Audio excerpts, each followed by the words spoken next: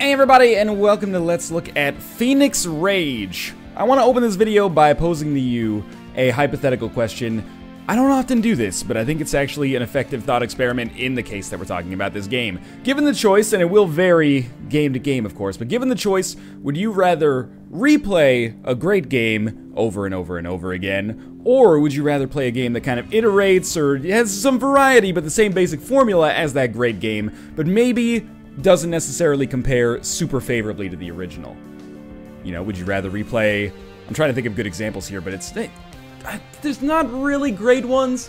Is it, would you rather replay Devil May Cry over and over and over? Or would you rather play Devil May Cry 2 at some point and sacrifice some of the time that you could have put in a game that's better just to experience some other stuff that's in the genre? Your answer to that question and your sentiment regarding it will largely dictate, I think, how you feel about Fenix Rage, which is a game which is heavily inspired by Super Meat Boy. Compares to it unfavorably in some regards, not that it's without merit in and of itself. I've had a reasonable amount of fun with it in the hour and a half or so I've played so far. But yes, it's the kind of game it's very similar to Super Meat Boy, and it will either suffer or benefit from that, you know, similarity based on your perspective and your tendencies with how you feel about video games, I guess. Now, if I may remove my Northernlion glasses temporarily and put on my Total Biscuit hat, I do want to point out one little complaint I have is that for visual options, video options, there's only one. You can either go full screen or not full screen. No resolution options, which is a real annoyance when you're used to playing and recording. Oftentimes in windowed 1280 by 720, this runs in either full screen 1920 by 1080 or windowed full screen, or sorry, windowed 1920 by 1080. But I imagine that's not an enormous concern for that many of you. So we're gonna start on Red Forest here, and there's 20 levels, I think. Let's count them here. 1, 2, 3, 4, 5, 6, 7, 8, 9, 10. 11, 12, 13, 14, 15, 16, 17, 18, 19, 20. Sound familiar? Each one of these levels, our only goal is to get to the exit, but there is a sub-goal where we can actually pick up a cookie. Again, there's no point in even acting coy about the fact that this is super heavily inspired by Super Meat Boy, right down to kind of like the narrative style that it's using to tell things here. Cutscenes or like little small vignettes that happen at the start of every chapter and before you fight the boss of each chapter. It's not a ripoff, you know. We've gotten to the point where it's, what, like almost 5 years on from the, well, I guess almost 4 years on from the release of Super Meat Boy. I think, you know, these things are games that come out that are similar to it are not ripoffs by any stretch of the imagination. They're just inspired by it, and that's totally fine. It's best to just get that out of the way right off the bat. So let's talk about what's different between Fenix Rage and Super Meat Boy. Well, there's no dash button, you're just constantly running. Well, there is literally a dash button, but there's no, like, run button that you have to hold down. You're constantly moving at full speed. You can dash an unlimited number of times, but you can only do it horizontally. You can't do it vertically. I'm using the 360 controller here, by the way, and it works mostly fine. Also, you have an infinite number of jumps.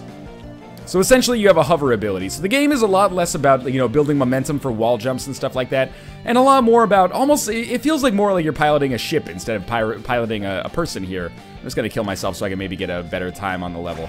And, you know, like games of the sort, the goal isn't merely to be the end of the level. That's like your primary objective, but the actual goal is to, you know, get the best score that you possibly can. And by best score, I mean, you know, finishing the level as quickly as you possibly can, which is where a lot of the fun is derived here. See, we set a new top score there by beating that level in less than a second. It's a hardcore game. It is difficult. Even if you've played some Super Meat Boy, the puzzles that you're going to encounter here are different enough that the skills don't necessarily, that was not so good, don't necessarily 100% transfer over, you know? It feels, despite its inspiration, it does feel like it's meaningfully different enough from the game that, you know, shall not be named at this point that much after, hopefully, that, you know, you do need to develop a new set of skills, and there's a lot of obstacles that early on I would describe as maybe more difficult than Super Meat Boy's early levels, but do keep in mind that, you know, I've played probably 50-60 hours of Super Meat Boy at this point, which is not nearly where I am with Fenix Rage. I played about an hour and a half of it at this point, which was enough to get me, I'm gonna replay this and get this cookie, hopefully. But enough to put me like 3 worlds deep. I'm on the 3rd boss right now. We might be able to see it over the course of the video because, you know, as you can see, these videos only, or these levels only take like 4.5 seconds each, some of them. There are some that are a little bit longer, and there are some kind of like mechanics, little kind of characteristic, not so things I'm super happy with on some of these levels that you'll see. One of the things I would complain about with respect to the game is that the difficulty is wildly kind of, it's all over the place, you know? that was a little bit of a complaint in Super Meat Boy at times as well, but there is like some serious divergence here, and things get really tricky really quickly, and then, you know, you can spend 15 minutes on a level, and then on your next level you just beat it and get the cookie on your first try, and you're like, oh, okay.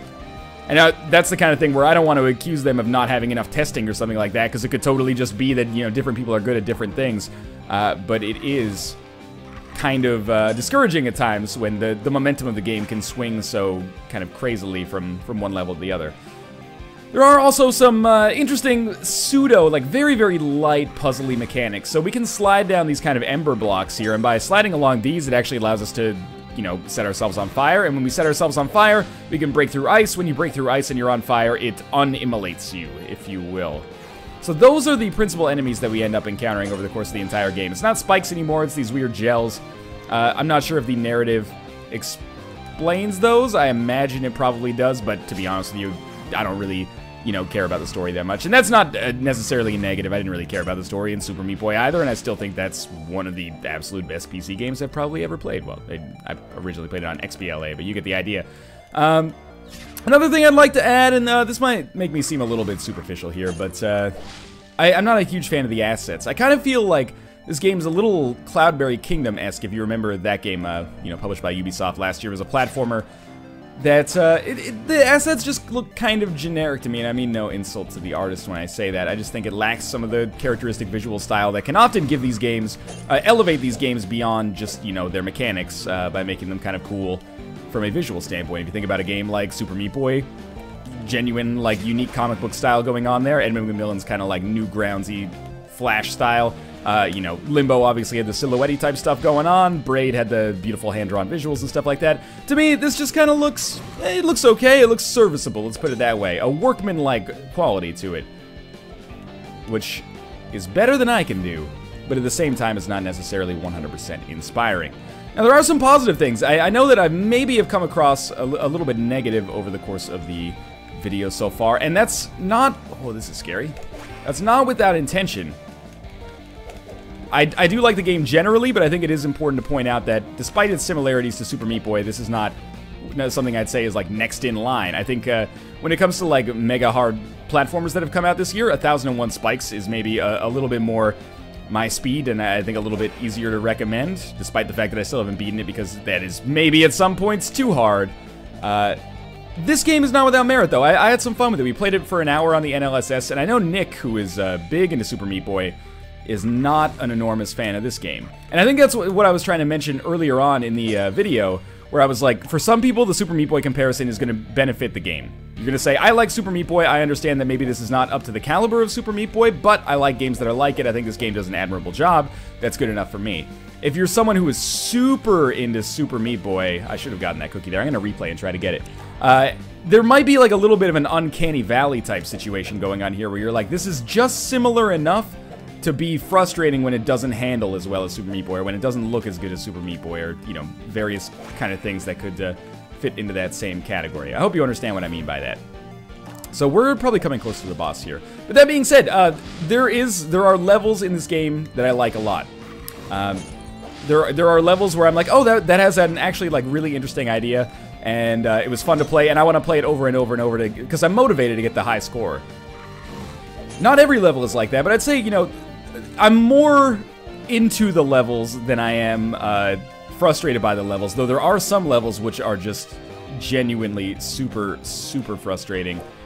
You can also go like over the bounds of the ceiling like that, which I really dislike. I kind of wish they would just put an invisible wall there, but, you know, if I'm gonna, I don't want to use this word, but if I'm gonna shit on Fenix Rage for that, I should be fair and shit on Super Meat Boy for that, because I'm pretty sure you could go out of the invisible wall on the ceiling as well. I find it happening a little bit more often in this game, but again, it's been a while since I played Super Meat Boy for the first time, if you know what I mean. Alright. And honestly, like, some people are going to take issue with the fact that you don't have a limited number of jumps. Some people are going to take issue with the fact that you can dash in midair. I don't consider those negatives. I consider them, you know, the gimmick of the game, the thing that differentiates it from the game it's so obviously somewhat inspired by. I don't know if I need to be on fire here, but I figure why not. Let's check it up here. I definitely do not need to be on fire. But yeah, you know, your mileage may vary with respect to that stuff. Why was this so much easier to get up than it is to get down? Oh, we did it. All right, then we break through the ice here and just finish the level, and then I have the cookie and stick it up your... Yeah, you know the deal. All right. Sorry, I had to focus there. We're probably coming very close to the end of the level here. I will say that I think a lot of the levels fall back on this kind of design trick, not really a trick, but this design quirk of here's a lot of things to parse at the same time. And again, some people, your tolerance for that may vary, but I prefer levels that seem a little bit more clever, if that makes sense. Levels like this where it's just like a lot of moving parts at the same time. My brain just has a tendency to be like, well, you know what? I don't want to beat the level that much, or like I don't want to get the cookie that badly, because I just can't focus on all this stuff at the same time. It's gonna be trial and error, and eventually I'm just gonna luck out and get through it through like no skill of my own, just kind of random chance. And yeah, you get a little further each time, but it does scratch a lot of the same itches that Super Meat Boy does. You know, you get better as time goes on. That you could also use that to describe basically any video game ever, except for like, you know, roulette. But you can feel it here for sure. There is a skill curve that grows as you play. That was better. Or that goes up as you play. And it makes it rewarding if you're the kind of person that doesn't get easily frustrated. I almost feel that in some ways the game's difficulty is gonna... You're either gonna find it too difficult or you're gonna find it too easy. There have been a lot of times where I've been like, you know, this is a little bit easier maybe than Super Meat Boy was on sight read. And, you know, maybe that's just because I play a lot of difficult games in my casual time as well, but I think that it runs the risk of maybe alienating people that are not hardcore gamers, and by being too hard, I should say, and alienating people who are hardcore gamers by being maybe a little bit too easy. But then again, I am only about 10% of the way through the game, which is not to say that this is a 15-hour game, but you know, according to the completion screen, I'm only 10% of the way through. It seems like there's only 4 worlds, but I imagine that probably means that there's dark worlds, and, you know, I didn't get a lot of the bandages and stuff like that. Alright, so this level is, you know, pretty similar to your Super Meat Boy style boss fights. A boss chases us down. There are some kind of, I wouldn't necessarily call them ingenious, but some neat kind of bosses that you encounter later that are almost maybe a little bit more, traditionally platformy type bosses, you know, bosses that shoot at you and you have to execute some kind of pattern to get them killed. So not every boss is just, you know, run away from this thing that moves really quickly, and not every boss is just, you know, like cause it to hit itself. There are actually some that you, oh, that's gonna be bad, that you basically have to attack. Now this boss is super easy if you don't want to get the bandage, sorry, the cookie. What was I thinking? I'm just gonna let this dude kill me because that didn't go very well. If you do want to get the cookie, it's pretty difficult. I've never actually managed to do it thus far. I pretty much gave up. You can actually like let the boss, you know, you can get like to the end of the level and beat the boss, and then go back, but the cookie is like, it gets swallowed by the boss, I guess, after time goes on. Alright. Oh, faster please. Okay, I think we did it that time. That feels pretty good. Those things would probably hit us if we got hit by them, but hey, we got into the cookies there. I don't know what that actually does. We can look at our map. I got all the cookies on the first world, that's why. And we can look at our leaderboards there and see how we're doing. Friends, please. Well, I'm beating Nick. That's the only thing that matters, I'd say. I was trying to see who else was on there that I know. Oh, there's Lobos Jr., another Twitch streamer. I know this game had like some Twitch presence. Let's see, yeah, there's Swiftor on there as well. That's pretty impressive. All right, well done. I don't see B-Rex on there. I'm looking, but no. Anyway, we'll go like a little further into the game. See, I only see 4 worlds here, which is why I think that I'm getting closer to the end of the game than maybe its progress indicator in the stat screen would have you see here. Like, I'm only 9.89% of the way through the game. I don't know about that. I mean, I imagine that I'm only 9.89% of the way through having all the collectibles, but I don't know. It seems like the actual like campaign mode of the game is maybe a little bit shorter than that. So we'll go to the Morsky here, and maybe we'll start on like level 11, so we don't have to go through all of them. The other, don't want to necessarily mention it as a complaint, but the other thing I would like to point out with the game is that for a game of this scope, shall I say, I think it is a little bit more on the expensive side, which is not to say that it's incredibly cost prohibitive. It's $12 and it'll be $15 after its opening week sale is done. This is a good level to show actually because it introduces this new mechanic, which are these teleporters and these lasers. The lasers are the green ones, the teleporters are the ones that are not green. I know that that could be a little bit confusing. I wish there was kind of like some more diversity in those assets. But anyway, yeah, so it's 15 bucks if you're watching this outside of the opening week of the game's release, which the video will be up for. But anyway, a lot of people are going to consider that probably a little bit cost prohibitive, and I understand that. For a lot of people, 15 bucks is the price point at which a game... how do we need to get... We need to go through the purple one to get to here. Alright. The teleporters are all color-coded. You just figure it out over time. But 15 bucks for a lot of people is, this has to be one of the best indie games of the year, or it's not worth my money. If you're in that camp, you're probably going to be much better off skipping Fenix Rage than you are going to be picking it up, at least until there's a sale or something like that. I'm trying to dash through this one, but I don't know if there's ever going to be a time where that's the most effective strategy, but... Oh, not that time, that's for sure. But if you're okay with... Well, let's put it this way. If you love games like Super Meat Boy, and are okay with playing one that I consider a little bit more of like a B or a C tier game, as opposed to like a, you know, genuine A+, for 15 bucks, you could do worse. That being said, oh, we totally could have gotten the cookie there. That being said, this is a game that is hard to recommend to anybody except for those who are like really, really hardcore into the genre, I think. Which is kind of, it's a sad thing to say because it's not really a game that's bad, it's just kind of, I don't think that it's necessarily as stellar as some of its competition. There's not a whole lot of games that are Super Meat Boy-like, but I feel like you kind of don't need them. Maybe I'm just, you know, tainted by the amount of time that I talked to Nick. That was easy enough. It just took us a while there.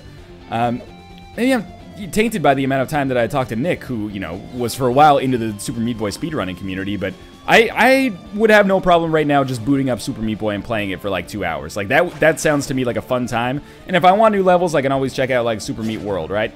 But if you're starving for new levels and you want something that's maybe a little bit different, you can check this out. But for most people, I would probably label this one a pass, although, again, you could do worse, and I think there is kind of a valiant effort here. One thing I didn't talk about is the music. I've seen a lot of Steam reviews. The Steam reviews for this are very, very positive, by the way, which I think is common for a lot of games, because, you know, you tend to only review something if you really, really like it or really, really hate it, and I think you tend not to buy something as much if you expect that you'll really, really hate it, but Metacritic user scores might disagree with me there. Anyway, a lot of people talk about the music as a big positive. I don't necessarily see it. I think the music is, again, along with the, like, visual side of the game, I think it's serviceable, but not necessarily anything to write home about. Doesn't necessarily have the same kind of character that maybe like Danny B's soundtrack in Super Meat Boy has, or, you know, there's a variety of other things I could offer that, like Bastion's soundtrack or something like that. Not that these are really pulling from the same inspirations there, but you get what I mean. I find it gets a little bit repetitive, especially if you die in one world over and over, but that's true in other games of the genre as well. Any game where you die a lot. Even Isaac, for example. But anyway, I think I've mostly said my piece here on this. Maybe I'll just skip ahead to the boss battle so you can at least see a level that, or a boss level that provides a little bit of variety, because I'm not doing so well on that one. And again, that's an example of a level that I think, you know, things are pretty darn difficult in that one, whereas in the one before, we were just kind of like, okay, well, we died a couple times that one, but we're like, okay, got it. So we'll go through our boss fight here. I'm going to skip the visuals. So this boss fight, we basically have to get this guy to destroy the tiles so that we can make our way up here. And it's a boss fight that could be short, you know, like another game in a similar genre that shall not be mentioned, I suppose. But also, it's extremely difficult, at least on your first try here, until you figure out the exact pattern, especially because of this phase right here. It makes it very difficult to get out of the way of those shots. I have a feeling you can kind of cheese it a little bit by getting him to shoot up. Oh, geez. Yeah, that didn't go very well. I have a feeling you can cheese it a little bit by getting him to shoot up, like, in an easier phase, just by having him shoot vertically or something like that. But I haven't actually managed to make this one work, and I'm playing super terribly at it now. So that's phase 1, easy. Phase 2, also not that difficult. My strategy is generally try to get him to break 2 tiles with 1 tile next to them. That way I can just scoot up against... Yeah, see, this is no tiles next to it. 1 tile next to it allows you to scoot up the middle really quickly. And, you know, you can up-jump the boogie if that's something you think you'd be interested in. Okay, try to get him to shoot at the... Ah, yep.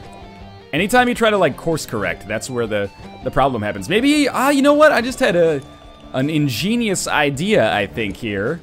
What if... Let's get through the second phase first. That's the perfect way to do that, in my opinion. What if we get him to shoot, and then we do, like, a full 360 around him? Okay, that might not be the best idea. The other boss fight that I saw was... oh, come on.